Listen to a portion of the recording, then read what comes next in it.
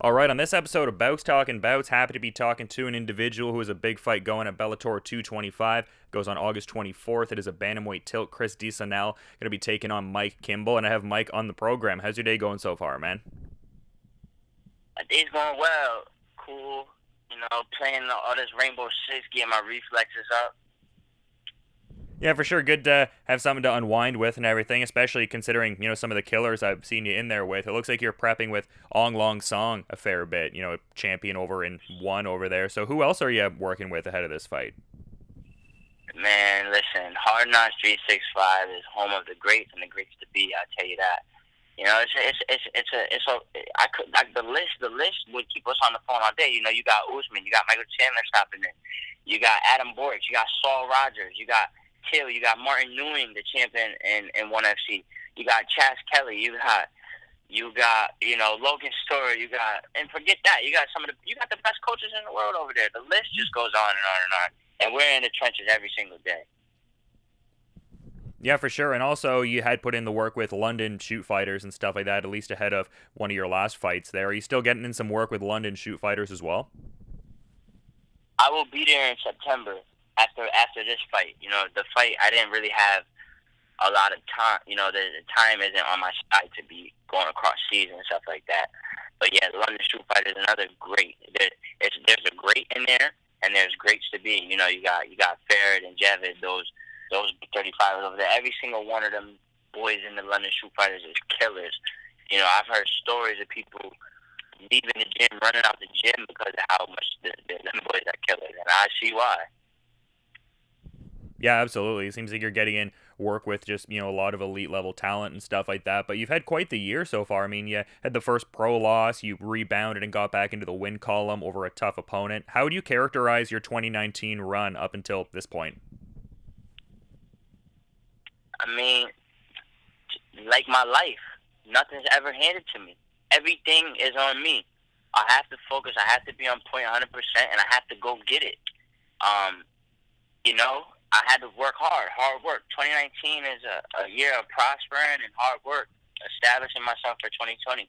Because, they've been saying I'm the future, and 2020 is 5 months away. 2020 sounds real futuristic to me. Yeah, absolutely. And you seem like a guy who just, remembers where he came from and everything like that, and it really seems like you focus on a lot of that, and you seem grateful of everything. I saw you put up the thing where you said, I remember sharing mac and cheese with hot dogs on the floor because there's no furniture. We don't relate. How does it feel to, be in this kind of position and just poised to be competing on such a big platform with Bellator MMA? I mean, at times, if I really think back, and I remember where I was at and where things were, I could almost drop a tear. Honest to God, I could almost drop a tear. I'm still in my city. I'm in my city. I drive by the streets. I pull up on the people, and I drop knowledge. I share stories, and we chat it up.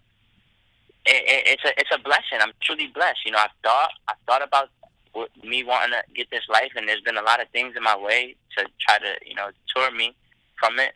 And I stayed the path. I just stayed focused, and I'm working. It's not done yet. The story is just beginning. But yeah, legit. I remember being on the floor, hot dogs, mac and cheese, because it's cheap. No furniture. We eating on the floor, me and my family. And my mom always had a smile on her face.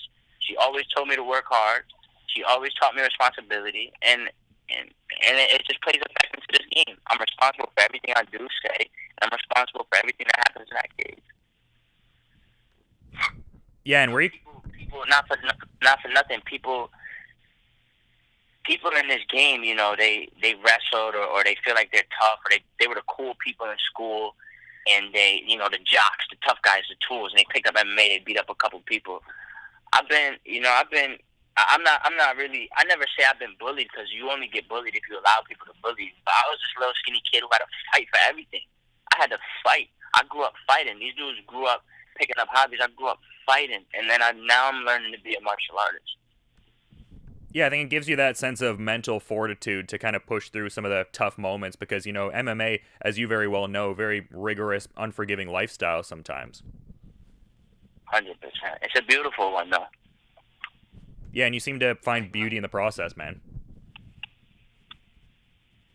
Yeah, What'd you just say? It broke up a little bit. Oh, sorry. I was just saying it seems like you find beauty in the process and everything. Oh yeah, I love the process. The process is probably the best part because the process is when you it's 90% of the fight. The process is probably like 80% of the fight, and then the rest is up for you come fight night because you can't control everything. But I love the process. You know, the injuries, the trials and tribulations. I really feel like, you know, and we're not gonna get in too deep. You know, the fight still gotta happen. Still got a job to do. But the process and the way my life has been shifting, I just know greatness is on the horizon. And these boys, they don't understand it. These people already in the league that dislike me, they don't understand it. And I don't understand it either. All I know is I'm just focused. I'm focused.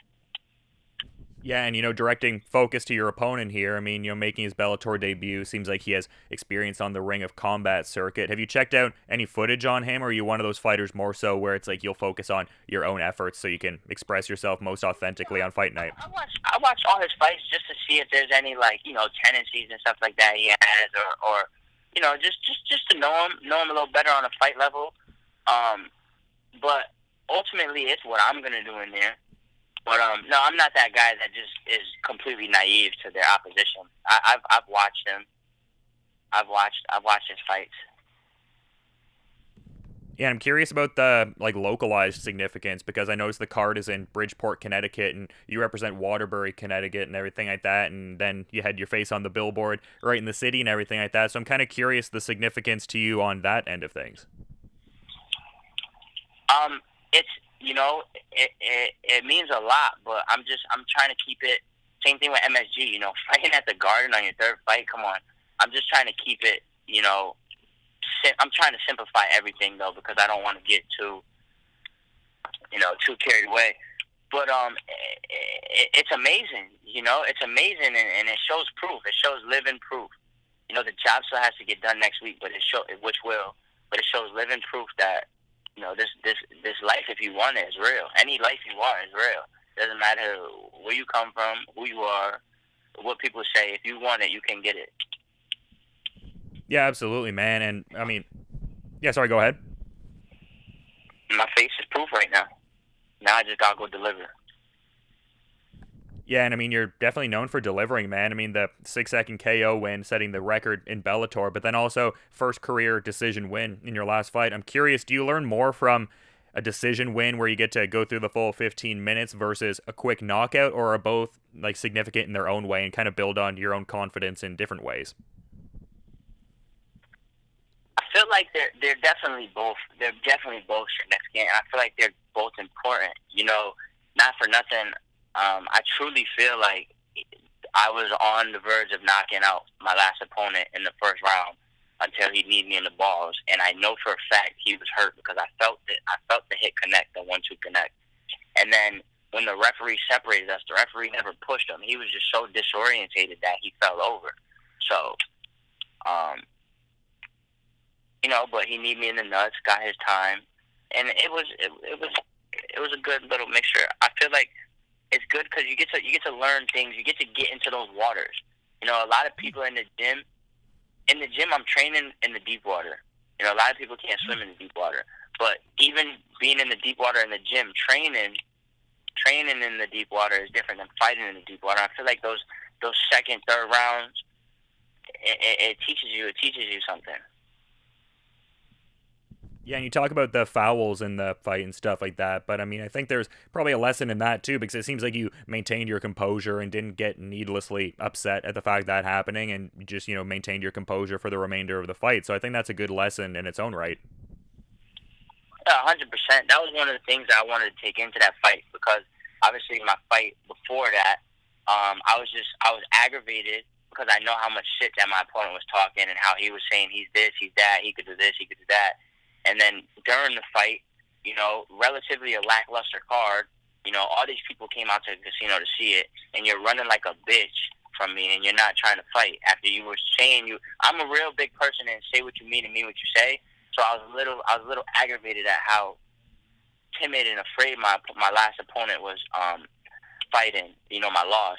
So I did something reckless to try to take his head off, and I paid for it. because I lost my composure. I lost my cool. So I was like, I'm not gonna lose my cool. I'm not gonna lose my composure again.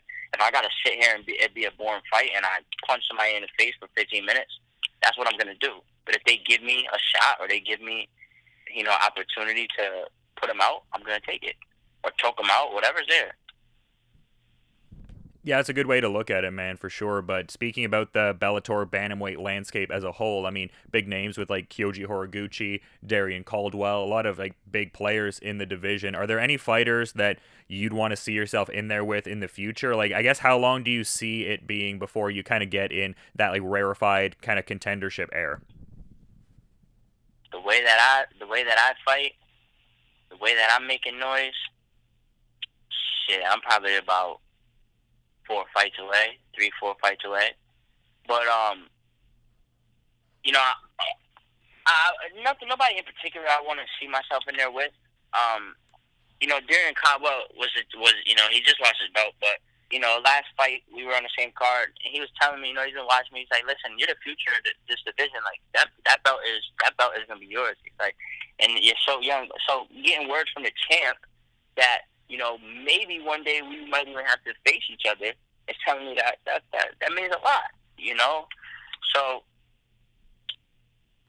nobody in particular. Horiguchi is obviously like a beast. He beat the beast.